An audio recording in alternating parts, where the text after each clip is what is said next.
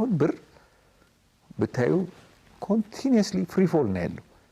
ፍሪ ፎል ማለት እንደዚህ የሚወደቅ ነገ የማይጨምር ከሆነ አንድ ብር ከአንድ ዶላር አንፃር ሁሌ እየቀነሰ የሚሄድ ከሆነ ቫልዩ ለምን ብዬ ብር ይዛለሁ? አንድ ብር ከአርኤምቢ ከቻይና ከረንሲ አንፃር የሚቀንስ ከሆነ ከኬንያ ሽሊንግ አንፃር ከሁሉም ከረንሲዎች አንፃር የሚቀንስ ከሆነ ብርን መያዝ አልፈልግም ማለት ነው። ስለዚህ ሀብቴ ብሬን ወይ መሬት ላይ አውለዋለሁ ወይ ውጭ ከረንሲ ላይ አውለዋለሁ ወይም ሌሎች አሴቶችን እፈልጋለሁ በሆነ ዘዴ ማለት ነው አይደል? እና መጀመሪያ ብርና የውጭ ምንዛሪ in this case ዶላር እንበል አሁን ፔግ የተደረገው ከዩኤስ ዶላር ጋር ስለሆነ ያላቸው የዋጋ መከፍና ዝቅ ማለት በወቅት የሚወሰን መሆን አለበት። ለምሳሌ በአዝመራ ወቅት ብር ብዙ ሰው ይፈልጋል ማለት ይሄ ምርት መኸር አልቆ አዝመራው በሚሰበሰብበት ወቅት ሰሊጥ ነጋዴውም ብር ይፈልጋል፣ ቡናም ነጋዴ ይፈልጋል፣ እህልም ለመግዛት ይፈልጋል ወደ ውጭ የሚልኩ ቦለቄም አይደል? ስለዚህ ዶላርም ቢኖረው በዶላር መግዛት ስለማይችል ዶላሩን መሸጥ አለበት አይደል? ዶላሩን ሲሸጥ በብዙ ዶላር ሲሸጥ ዛሬ 33 የነበረው 32 ከ50 እንኳን የሚገባ ከሆነ ገበያ ነው ትያለሽ አይደል?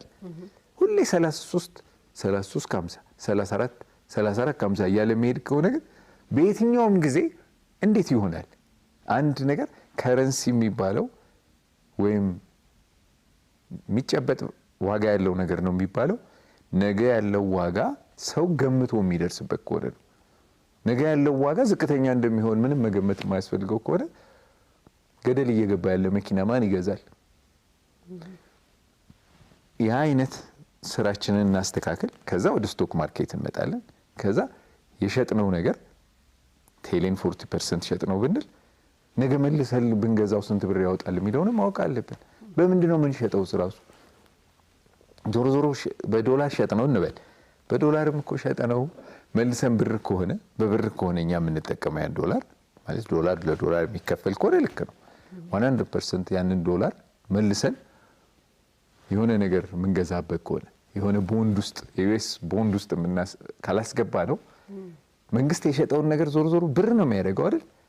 ማለት government disbursement ከብድር ክፍያ ውጪ ፕሪንሲፓሉን ልክፈል እስካላለ ድረስ የሸጠውን ነገር በሙሉ ባንዴ ሊከፈል አይችልም። ቅድም ነግሬሻለሁ 20 ቢሊዮን ማለት እኮ 750 ሚሊዮን ዶላር ማለት እኮ ነው። እና የምንሸጣቸው ነገሮች ራሳቸው መጨረሻ ላይ ወደ ብር ተቀይረው ብር ወጪያችንን ነው ፋይናንስ የሚያደርጉት። እና ይሄ ቫልዩ እንዲኖረው ከፈለግን እኛም እንደ ስቴት ማለት ነው እኛ ስለሆነ እንደ ስቴት ነው እያወራ ያሉት ስቴት ካፒታላችንን በውጭ ምንዛሪ የመያዝ አቅም ሊኖረን ይገባል።